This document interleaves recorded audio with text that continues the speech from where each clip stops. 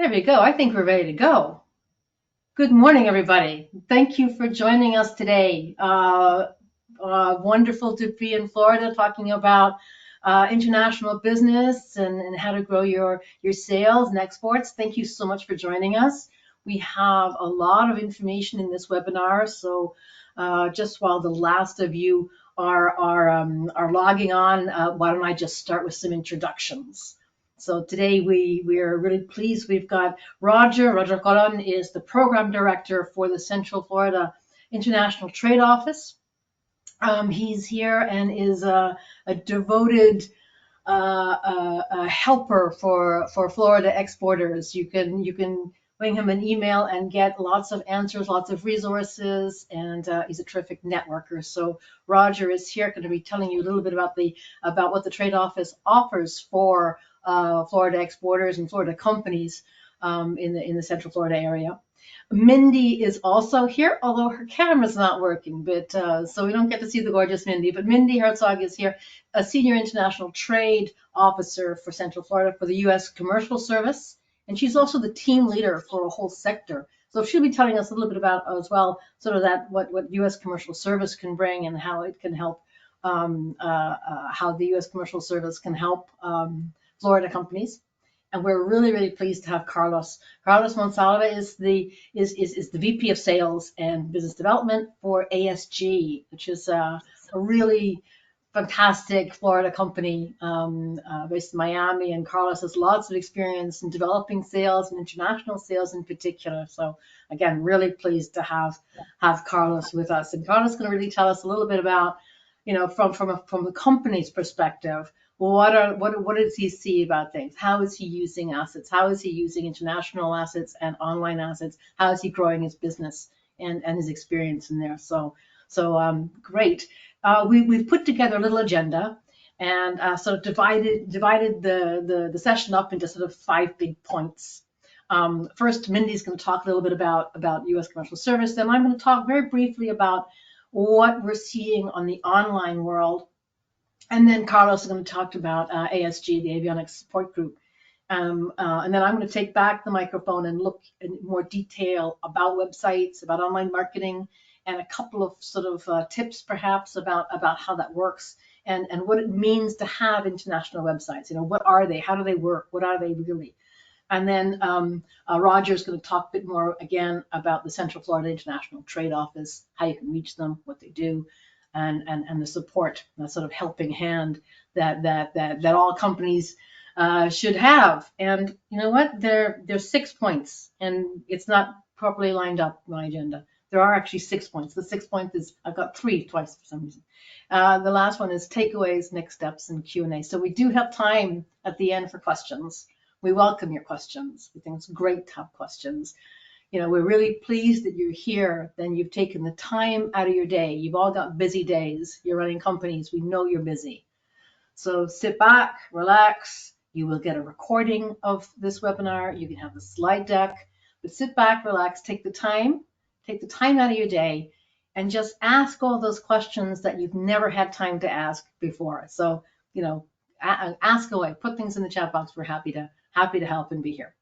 So with that, I wanted to turn over to Mindy and U.S. Commercial Service. I love the motto of helping America's exporters. Mindy. Thank you, Susanna. So yes, my name is Mindy Herzog, and I'm a senior international trade specialist with the U.S. Commercial Service based in Orlando, Florida. I want to thank IBT Online and Roger Colon from the Central Florida International Trade Office for inviting me here today. And thanks to Carlos for speaking about his experience. IBT has great partnerships with many state governments, including Florida, and has won the U.S. President's E Award, a very prestigious award. And they are also an International Trade Administration and U.S. Commercial Service strategic partners. So we love working with them on webinars and supporting companies. So you may be wondering, you can go to the next slide. You may be wondering, who is the U.S. Commercial Service? Well, we're a federal agency housed within the Department of Commerce. And our mission is quite simple, to ensure that U.S. businesses can compete and win in the global marketplace. We're strategically located throughout the U.S. and in more than 80 countries. And our global network of professionals are on the ground to help US companies succeed. All right, next slide. So how do we do that? Well, as the US government, we can open doors that no one else can in markets around the world. My colleagues can provide US companies with on-the-ground knowledge and connections. Specifically, as it relates to your digital strategy, we have a lot of free market research available on our website, which you can see down there is trade.gov. Depending where you are on your exporting journey, we'll counsel you on the best countries for you to export, and we'll talk you through the best practices of website internationalization. It's important to pick your target markets before working with IBT, for example, because you want to make sure that you're picking the right markets to localize your website to. In addition, our team in the US and overseas will counsel you on specific regulations in the countries that you're exporting to. I always like to give some examples. Recently, I was working with a company in the prepackaged food and drink space in Mexico.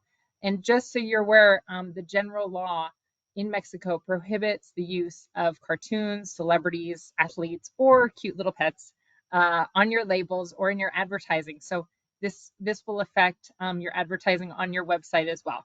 So this type of knowledge, in depth on what the rules and regulations are country by country, is important to understand, and we work with you to understand all of that. And best of all the support is given to US companies at no cost. So with that, you can go to the last slide, and I'll end by just saying that the US Commercial Service and partners such as IBT and the Central Florida International Trade Office are here to support you. And so if you need any support for myself or them, please feel free to reach out. Here's my contact details. Thank you. Mindy, thank you so much. And thank you also for introducing us. Why don't we just ask the audience first, like, how many of you are already acting internationally? How many are you already doing business internationally? And just, grab your mouse and click on one of these things. Do you have local partners? Are you online already? That'd be fantastic. Are you still thinking about it? Worried about it? And thank you for responding. I'll give you another second there. The last of you will respond. Just to give you a little bit of feedback. A lot of you are already online with some local partners, but I think the majority are still thinking about it. Thank you very much indeed, and we'll have a few more polls coming up. But that was great. Great to know where we are on this. So let's talk a little bit about how we see the future of sales. And by we, I think I should probably introduce just quickly IBT Online. Mindy was kind enough to say some words of introduction already, but that's very kind of her as well to mention we are a strategic partner for US Commercial Service for e-commerce. And we have something called the online global programs, which are sort of a well-trodden path for companies who are looking to build international online assets. Online assets are websites and online marketing. So what's called a full stack online marketing company, and we're known for our ability to help mid-cap companies, small to mid-cap companies, and we're known for our international reach. So as I said, we have these online global programs. If you have an interest, let us know for that. And those are including for Florida, and Carlos can tell you a little bit about his experience with them. I wanted to give some feedback, some background, just paint some landscape picture, as it were, of the online world today and where we are with that. Because I really just want to make the point that your online assets are vital for any company operating today. And I think they're more important if you're going internationally than even if you're in domestic. If you're only a domestic company, your clients probably already know you. But if you're looking for new clients, if you're looking to grow your brand, you have to have high-performing, decent online assets. So we're 8 billion people on the planet. There's 5.5 billion mobile phones, which means 70% of the population got a mobile phone. 5.5 billion, 5.4 billion are on the internet, and nearly 5 billion are on social media. So out of 8 million people, over 5 billion are using the internet, most of them on their phone. And the stat that really blows me away is the average time spent by that 5.5 billion people per day, 6 hours and 40 minutes. I mean, whoa, get a life. There you go. That's a lot of time spent on the internet. If you're a small mid-cap company, this is good news. You know where your prospective clients are. They're online, and you know how to reach them through your online assets. So that's the key that I want to point. And when we talk about, in the US, we think we use the internet a lot. But if you look at like social media, for example, and brand recognition, brand research in social media, you know, the in this chart, the white bar is the worldwide average of social media brand research online. And the blue arrow is the USA. So we're right down there. The rest of the world is using the internet more than I mean, I'm on the internet all the time, but the rest of the world is on even more than we are. And of course, e-commerce, was growing all the time. The pandemic just lifted it to a whole new level, and it's just, keep on growing from now on. And for many companies now, it's no longer even like a nice to have. Most companies are saying, my buyers want to engage with me that way. They want to buy online. They want to have some form of online, even if it's just like an order builder where they can start to build things. And again, if I look at the world averages, the US is just behind the global average of weekly online purchases. Now that's B2C, but it's very similar in the B2B market. So again, that white bar is worldwide average. So if you're looking at, selling into South Korea, well, they're online all the time. And they want you to be e-commerce enabled. So if you're looking at UAE, India, all these markets are way above what we do online in terms of e-commerce. And again, that whole B2B thing that I mentioned earlier, I guess really the pandemic did change this. It was a moving train. It just got accelerated. So this report that came out from Statista last year mentioned that 90% of B2B companies have shifted to some form of virtual sales since 2020 for them. So again, I wanted to just end this part with just talking a bit about some of the other major things that we're seeing. So what we're seeing again as an online company, as a online marketing company, we can't ignore this whole thing about AI. Whether we like it or not. And I guess for marketeers, for people in marketing, it's AI and some form of AI has been used for many years. Generative AI like ChatGPT is very different. It's very transformative. But all those things that we talk about, like search engine optimization, social media marketing, email marketing, pay-per-click advertising, the whole way Amazon works is through AI. Google is a vast AI machine. So AI is already integrated into the online world. The challenge now is how to figure out how to use it and not misuse it for that. So I wanted to give you a little example of the kind of things that people do with AI in online marketing.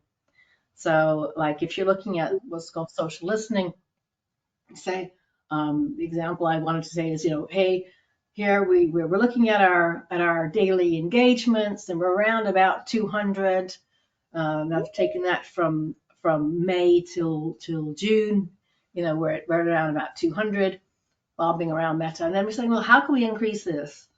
Well, how about putting some video on? How about should we include videos on our homepage? Let's get a really good video. And then we do the AI testing. Say, yes, it's a good idea to do this. Do it, and boom, it goes from 200 to about sort of 500 or 600. So that's the kind of thing one looks at with AI, just to give you an example. So in conclusion, the big latest trends that we're seeing online, AI definitely, e-commerce definitely. And then some of the other things that we're seeing is like a sort of personalization, social commerce. Data privacy and compliance are like a sort of a wall coming at us. It's just everywhere. The USA is a bit perhaps behind that wave, but is moving in that direction too. But if you're looking at the international markets, Canada, Japan, Europe, but also Colombia, Chile, all have stronger data privacy and compliance. And my guess is, our feeling is, our inclination is, this is something that's coming our way as well. So just in conclusion then, before I ask Carlos to talk a little bit, sort of from our point of view, what is the future of sales? The future of sales for us is it's online. And people want to check you out online. If you're going around a trade show and you look at a company saying, interesting booth, I'm just going to check out that QR code. I want to check out this website, check them out before I go and spend my time on them. I want to go and figure out who they are. I'll go onto LinkedIn and figure out who this person is. So, that kind of identification happens first. And people want to identify who that is and figure that out before they get a sales call. And they want to do it on the channels that they're using, not the channels you want necessarily, but the channels they're using. And it's always customer centric, like everything online. So those sort of a big, broad picture side of this world. I wanted to ask Carlos now if you could talk a little bit about Avionics Support Group, ASG, and how's the company, how's it grown, what's it looking at, and how are you using your digital assets, Carlos? Yeah, super. Well, I'd like to thank everybody for taking the time to be here with us. Um, Avionics Support Group is based in Miami. It was established in 1996. We're somewhat unique. We're a small company.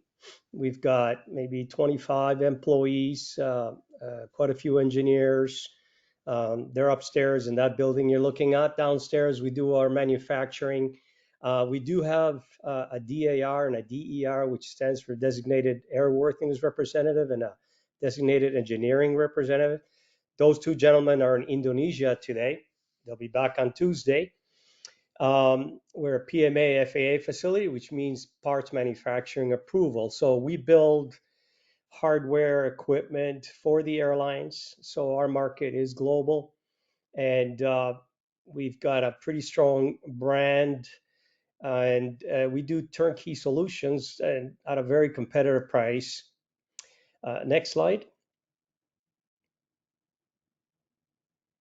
So ASG stands for Avionics Support Group, and what happens is we focus on connectivity. So a typical airliner, in fact, I have one right here with me.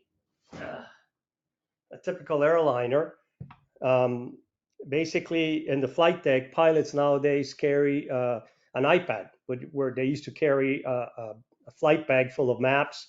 Some aircraft have satellite connectivity. A wide body airplane usually does, but a lot of narrow body do not. So only 40% of the world's airplanes actually have satellite connectivity. And then, of course, in-flight entertainment for the passengers. The wide bodies usually have it through satellite. A lot of narrow bodies may have internal Wi-Fi, and you can look at movies on your iPad and so forth. So we focus on those three things, which is flight deck connectivity, but particularly in the flight deck, providing information to the pilots, iPads, and also where the actual iPad sits in the cockpit, right near the window for the pilots. So being that they're airlines, they're all over the world, and I've been doing sales for 20 years. I've also been a pilot for probably 40 years. So I understand the pain points that pilots go through when they're not fully connected throughout the world. And from a sales perspective, I use a little formula: interrupt, engage, educate, offer, and close. So to me, the website for growing your business is a great tool for that part. It's who are you going to interrupt? How are you going to engage with them, and how are you going to educate them? Because in the end, sales is all about trust, right? It's a transfer of enthusiasm, but educating them becomes very important. This morning, I was on a conference call regarding an airline in Australia, and it's a low cost airline. So that airline focuses quite a bit on our return on investment. So our services, obviously, avionics, we're in Indonesia doing an STC, standard type certificate, on a Boeing 737 MAX with Lion Air, and that should be done by Tuesday, which means that that particular satellite system will then be certified. In a month or two, we'll get a letter from the FAA saying that we can manufacture the equipment that's going to go on that airplane, support it, and so forth. As far as products are concerned, we were the very first company that developed what's known as the CF mount for electronic flight bags. So an iPad, much like this one here, an iPad for the pilots, we developed a mount that allows this iPad to sit on the window as a fixed mount. And we were the very first company to do that.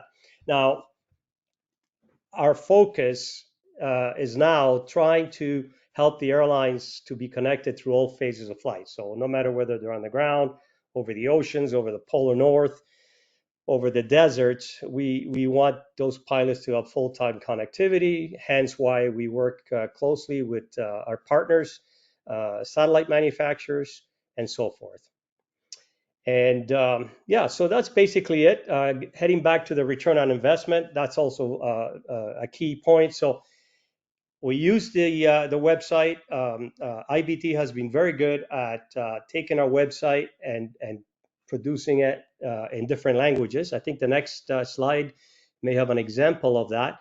And consequently, we have a lot of customers now in China. So a lot of airlines in China order our equipment. We certified the equipment for Collins Aerospace and other satellite manufacturers to go on Chinese airlines.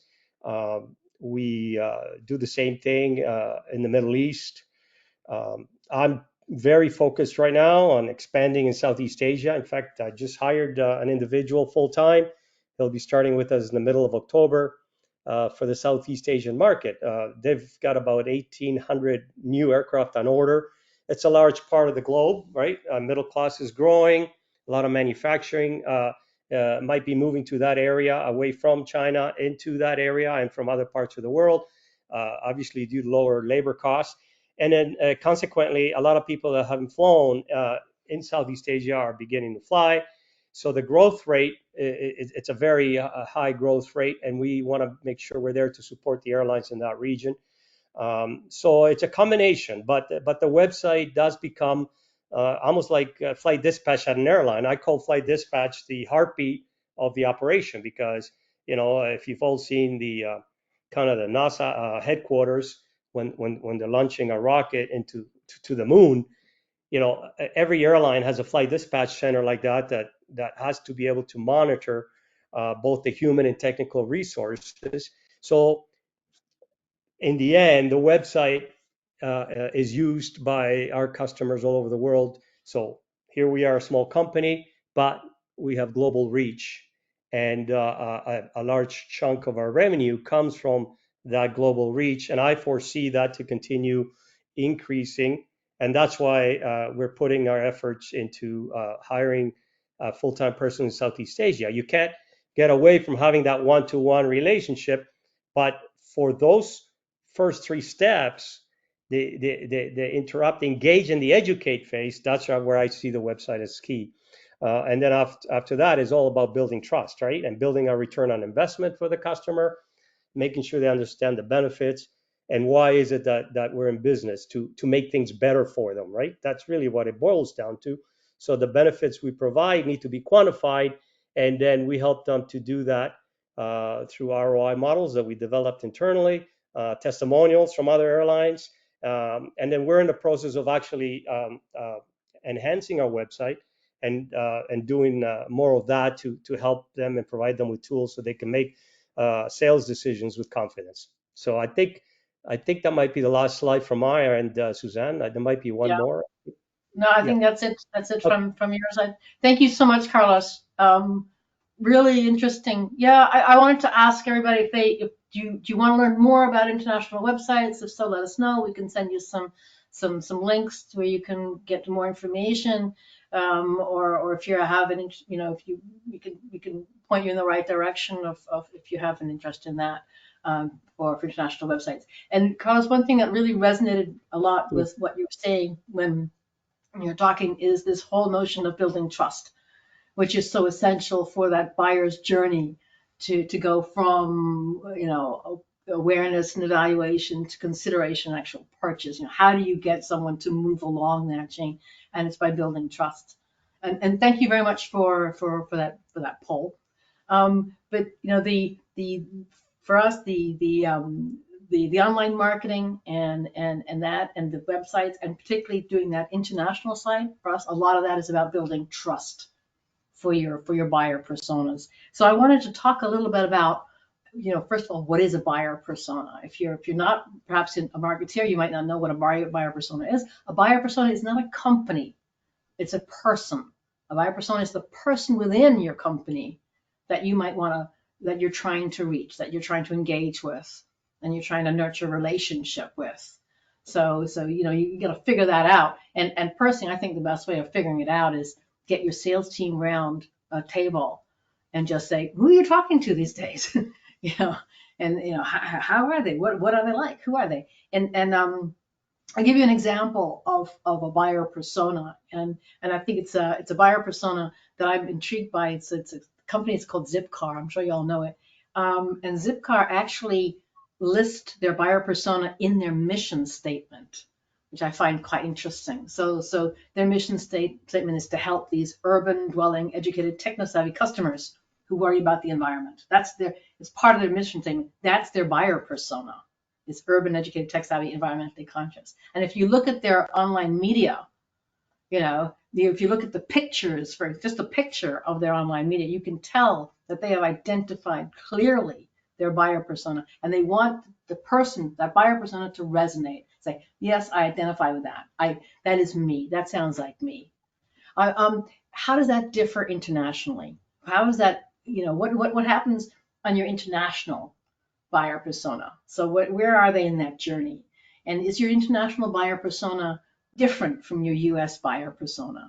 If so, how? And how do you figure that out?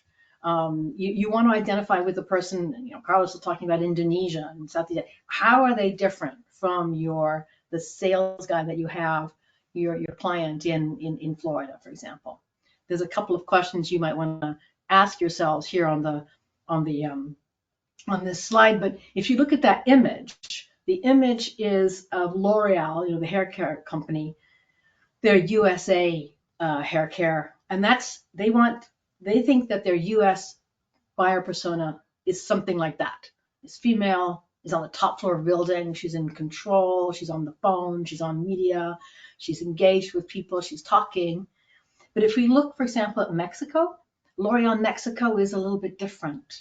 They're still on the top floor. They're still in an urban environment, but they're all gathered together. It's more collegial. It's more a group. And there's two guys in the image as well, which is interesting. Everyone's got great hair because it's L'Oreal, but it's different from the USA. And L'Oreal have decided that their buyer persona in Mexico is different from the one in the USA. And if we look at L'Oreal Canada, it's different again. Canada is very much this sort of mosaic of not rather than a melting pot, and they figured that resonates with their Canada buyer persona. So I just wanted to give you those examples of a buyer persona, and then I wanted to highlight an example of how do buyer personas react differently. For example, on online media, So this is a screenshot. It dates a bit. It's about 3 years. It's not GA4. It's sort of a Facebook ad, but it's so startling to me when we did this that I've kept the slide. On the right hand, it was the same ad. So okay, one's in Spanish, one's in English, but it's same company, same time, same date, same product. And for Canada, we put this out, and it was pretty good. We got 1,200 engagements. We were pleased with that.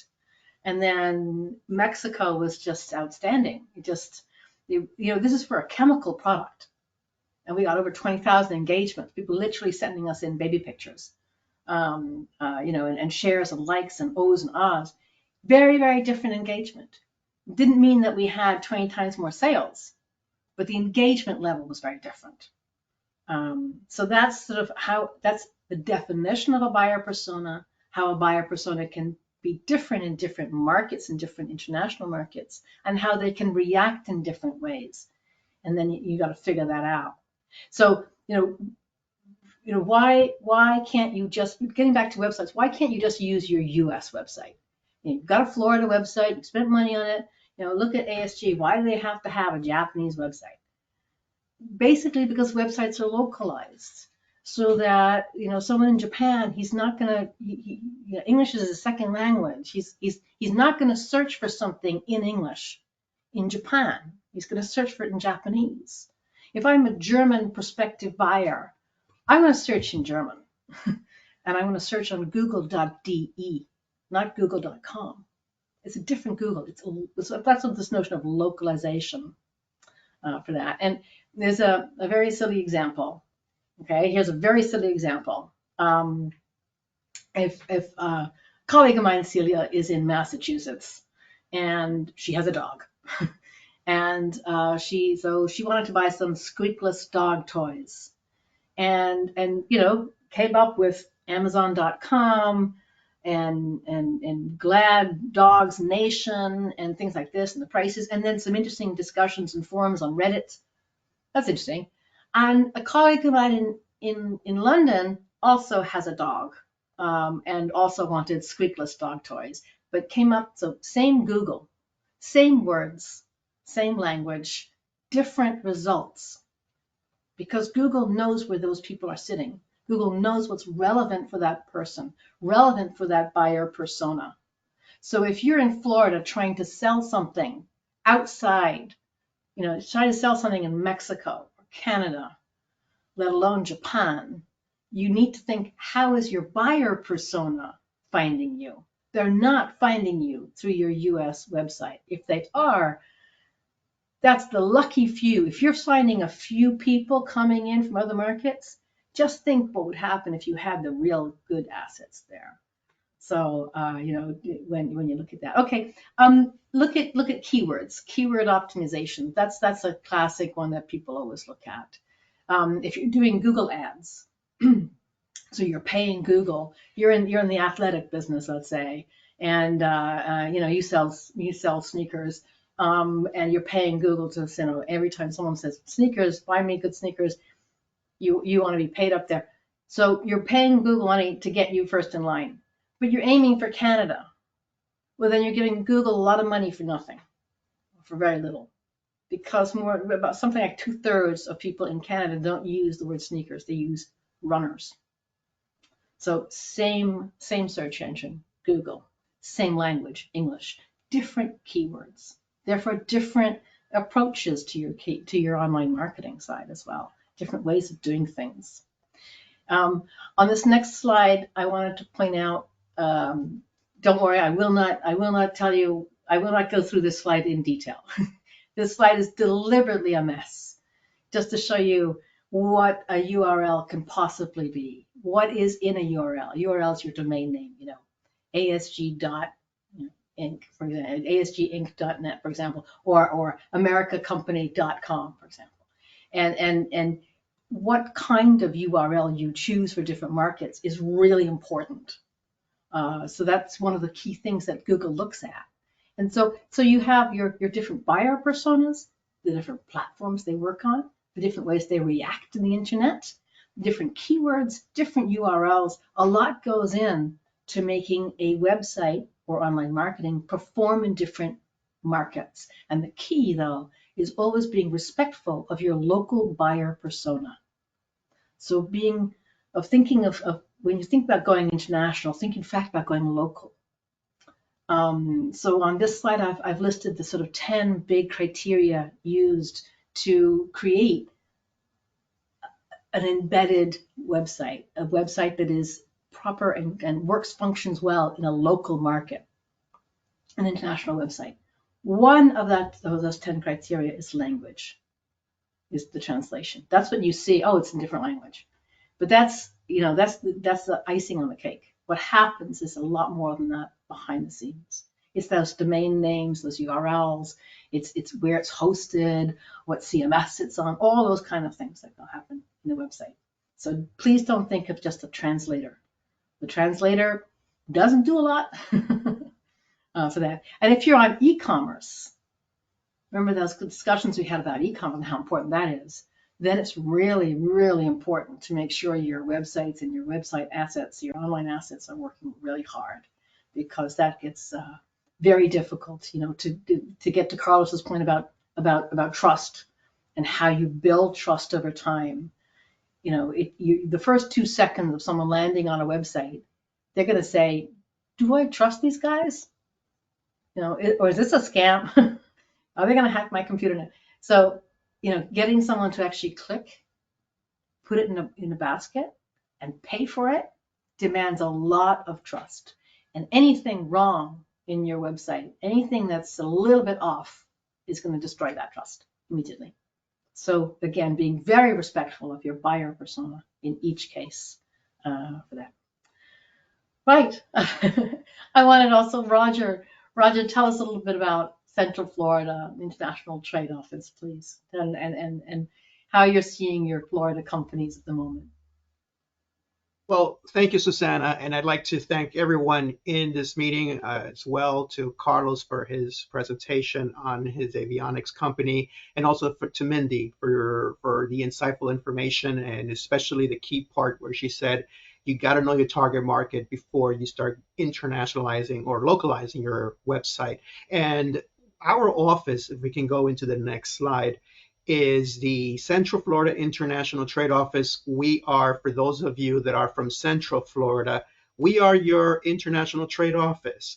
We were founded just about 10 years ago, through a combination of ideation and funding that came through Orange County and JP Morgan Chase and the city of Orlando. And we're housed in the National Entrepreneur Center. So a little bit of just who we are. We serve in Central Florida a 6-county region, from Orange County, which is where the city of Orlando is located, Seminole County, Osceola County, Lake County, Brevard, and Volusia.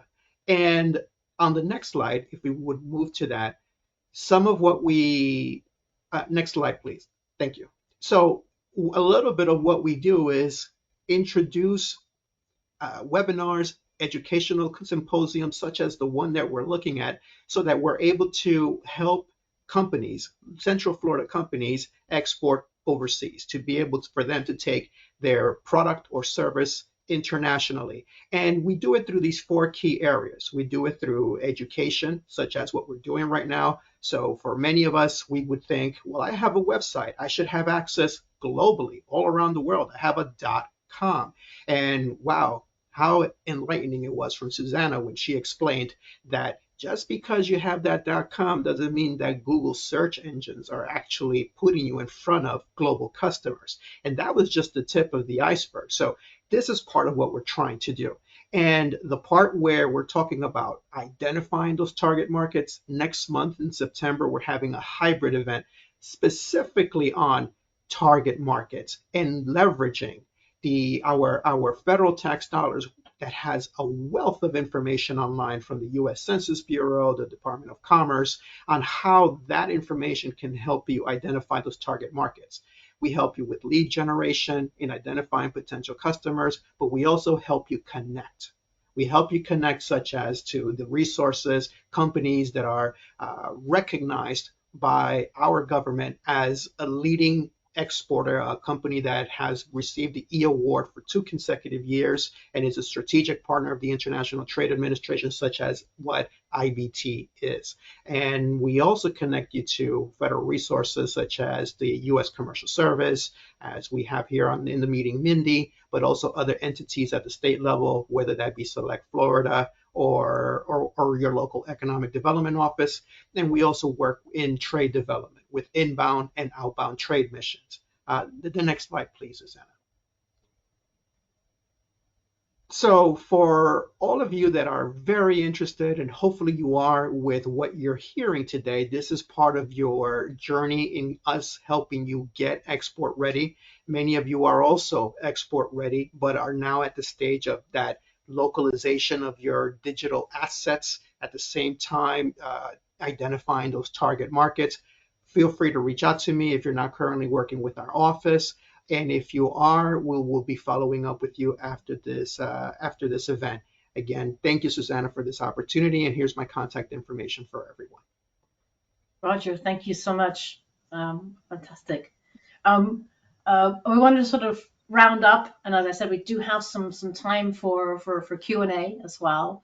We wanted to sort of just sort of give a summary of some takeaways and some of those important next steps and things. And I guess from our side, from IBT's side, we can't say this enough. We really encourage you to make sure that your online assets are working really hard for you.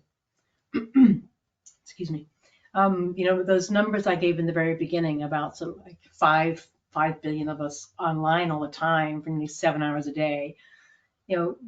Think of that as something that you can use.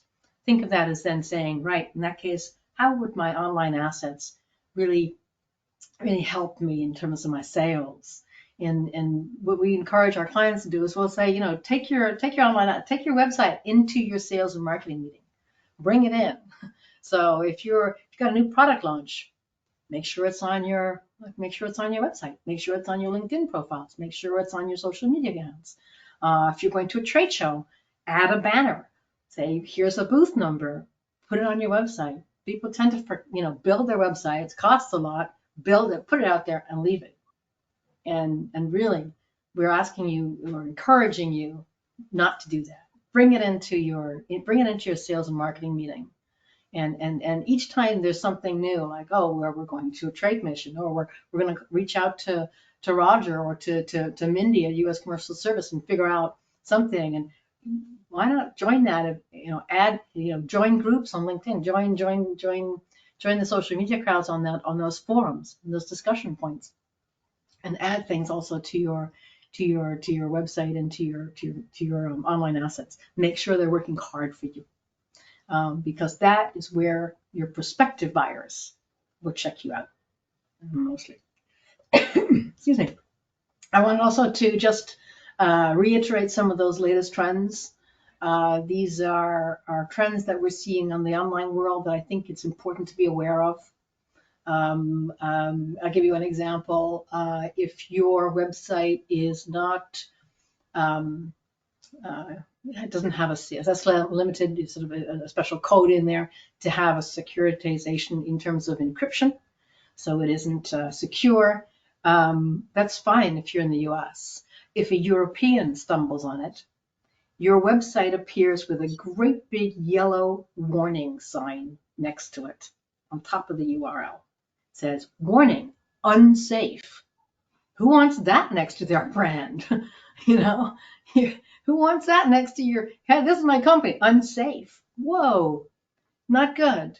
If your website is not, or if your online marketing, for example, has too high a frequency, or it has a negative connotation, you could be registered for spam in Canada, which would cost your company about 5 years of exclusion from the major platforms. That's in Canada. That's the anti-spam, C-spam. So, one does have to think about data privacy and compliance, especially compliance if you're going internationally. And the amount of hacking, the amount of security needed these days, and it's only increasing. We would really encourage you to make sure that you have data privacy down in terms of your websites. Again, sort of, those, I wanted to also to say, what's the best way of doing online assets? What is the golden rule here? What's the one thing you need to take away? The one thing you need to take away is respect your local buyer persona. Put yourself not in your shoes sitting here in Florida, but say, what is my prospective buyer sitting in Toronto? What are they like? Where do they go? How do they feel? What? Oh, they're in metric, not imperial. Like, all those things you need to think about when you're thinking. Put yourself in their shoes. How do they find you? How do they react to you? What gives them trust points in their buyer's journey as they go along? And that's that whole aspect of, okay, in this case, I'll put the example of international websites, but anything online has to be from the buyer's perspective, from the searcher's perspective. For that. And then I wanted to remind you that, exporting is tough. Exporting is difficult. It seems very foreign. You just managed to get some good sales in the US and now you're looking at abroad. Tough. But you don't have to do this alone. You don't have to do this alone. Mindy gave you some great tips earlier. Those are her contact details at trade.gov, commercial service offices, and Mindy in Florida. And she is the global team leader for travel and tourism. So if anyone's in those industries, definitely reach out to Mindy. And then Roger is an amazing resource for Central Florida and an amazing networker. He is someone that you need to connect with. And he is superb also at that finding those blocks of pieces that you need to build your international side. There's lots of resources as well, and there you have his contact details. For us, as we pointed out, we are a strategic partner for U.S. commercial service on e-commerce, and there's tons of research which is free to download on the trade.gov e-commerce website from us and from U.S. commercial service. And if you wanted to, there's also some on our website. Our website is ibt.onl, and if you go to the resources section, there's lots of stuff that you can download for free about websites, about online marketing, and so on. There you go. Any questions at this stage? We're here for you, and we'd love some questions and things like that. There's one that's just come in, which I think is for Carlos, which is sort of, hi Carlos, how long does it take these websites, this process, and how much management time does it take to manage them?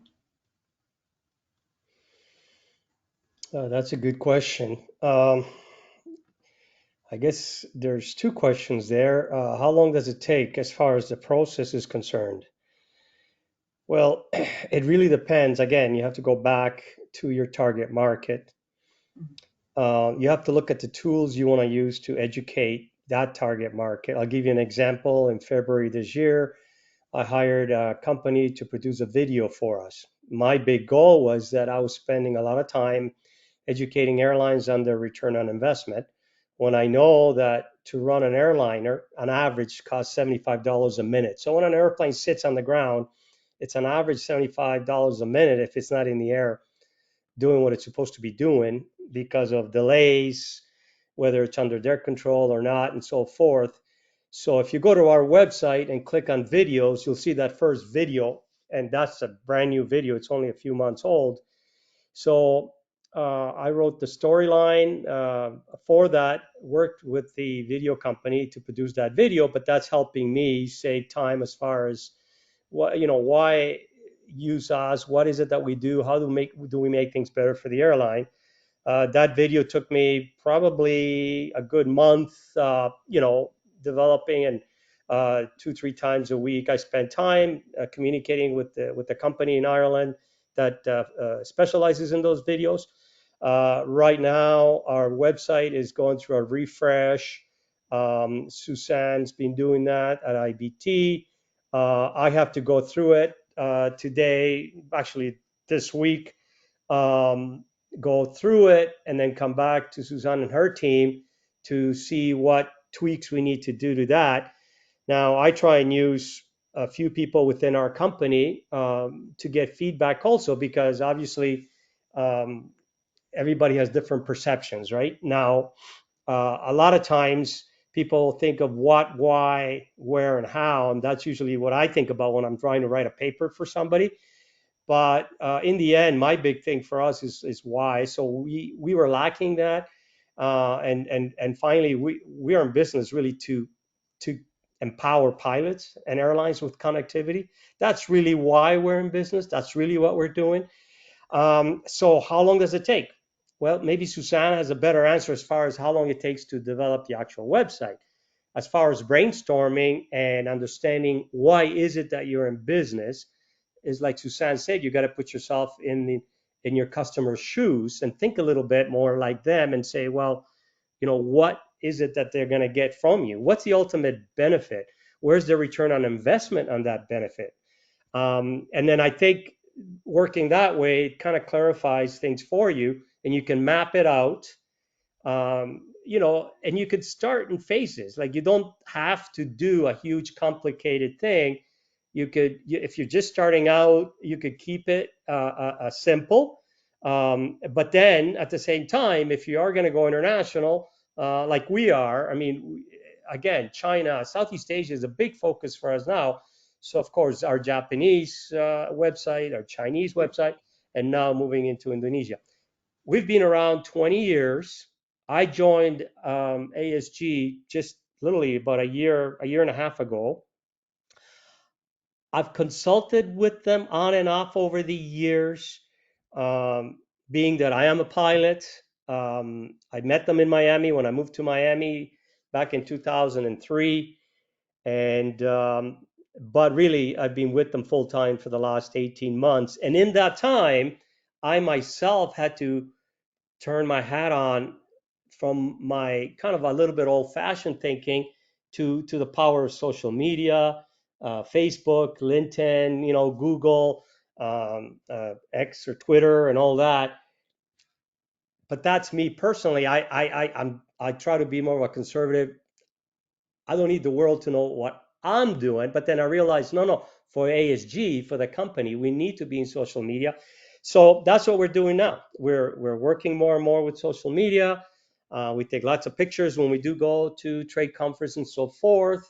We got to put more testimonials into the website. We're at Southwest Airlines. Every airplane at JetBlue has our equipment on. A lot of the world's airlines brands use our equipment, but we need to let the world know. Like, the world didn't know, or still just beginning to know, that we were the first. We were the first to certify an actual electronic flight bag mount for the iPad. The world didn't know that. So we're trying to get that out there, because people remember who was first, but they don't really remember who was second or third or fourth. So yeah, it's a long-winded answer to your question, but I hope that helps. Keep it simple. Don't overwhelm yourself. Use professional support like Suzanne's and people that do this and have done it for a long time. And if any of you ever want to reach out to me, Suzanne or Roger can give you my email address or my cell number. I'm always willing to help anybody with anything. I'm not a super technical person, and that's why we use Suzanne and her team. But I do understand what she said, which is the part about building trust, transferring enthusiasm in order to achieve sales, and having a clear return on investment, so that people know if they're buying your service or your hardware, where's the return. So Yeah, Thank you, Carlos, if I just want to add here real quickly, you brought up an excellent counter question, and I think because every company has their own challenges, but you brought up that for some businesses it could be different, the setting up of the websites and so forth. So I like how you asked. Maybe Susanna can weigh in a little bit as to what is the average, let's say, time span for a company to launch with their localized website. How would that how much time are we looking at? I obviously depends on everybody's website, but on average, we take 3 months, start to finish. Like I said, we've done this before. So e-commerce, we add a month. E-commerce is and the e-commerce, the final month is only about testing, because you've got to get every possible aspect of it right before you launch. E-commerce is really important that everything works absolutely smoothly before you launch, because if not, someone will go on it and they'll never go back if it doesn't work perfectly. So that takes 4 months, just 1 month testing. But otherwise, 3 months. for a non-e-commerce enabled website. And Carlos mentioned another thing too, that a company may just scale up. It's scalable. So I don't know if that's something that you'd like to talk a bit more about, Susanna, because I found that very interesting when Carlos said you don't have to dive into the deep end of the pool. Scale up. You can make it scalable. Yeah, absolutely. And I mean, for example, you can make something quite small, with but a still strong and viable website, a minimum of say 6-8 pages. It has to have certain minimums in order to have some validity within Google, like an average of something like 300 words per page. And a page is definitely a URL, by the way. And then launch it, and then grow it over time. And that's actually a really good strategy, because it means that you're nurturing and feeding your website with things. And each time you do that, Google says, oh, this one's still alive. I like websites that move, that are doing things. Like Carlos just said, we're currently refreshing their international, all their websites, and adding new imagery, adding new selectors, adding new filters as well, so that their customers can come on and say, hi, I'm JetBlue. What kind do I want? So they can find things more easily. And yeah, so websites they're not like a PowerPoint. They're not like a written document. They're, in that sense, they're three-dimensional. And in a sense, because they are expand over time as well, and there's a depth to them. So there's several dimensions to a website. Therefore, it's important to keep it live, keep it fresh, keep it animated. So actually growing over time is a really good strategy. The last thing I'd say is, if you've got very, very, very few resources, then have a minimum website and just use things like your trade shows. And both Mindy and you, Roger, talked, U.S. Commercial Service, and you, Roger, talked about trade shows and trade missions, and how important that is to get out there and go and meet people face to face and shake hands and get yourself out. And if you have really limited resources, do something called a landing page, a dedicated page for the event, dedicated web page for the event. Save lots of money on brochures and things, just printed brochures, nobody keeps them. Dedicated landing page for your trade show. And you bounce all your social media, all your booth numbers, all your QR codes off that. And that can really, really, we've seen that have a really dramatic effect on people's brand awareness and the effectiveness of going to a trade show. So that's a really good sort of easy win, or a dedicated landing page for events. Fantastic. Thank you, Susanna. Oh, my pleasure. I think we've cut our time. We've just about.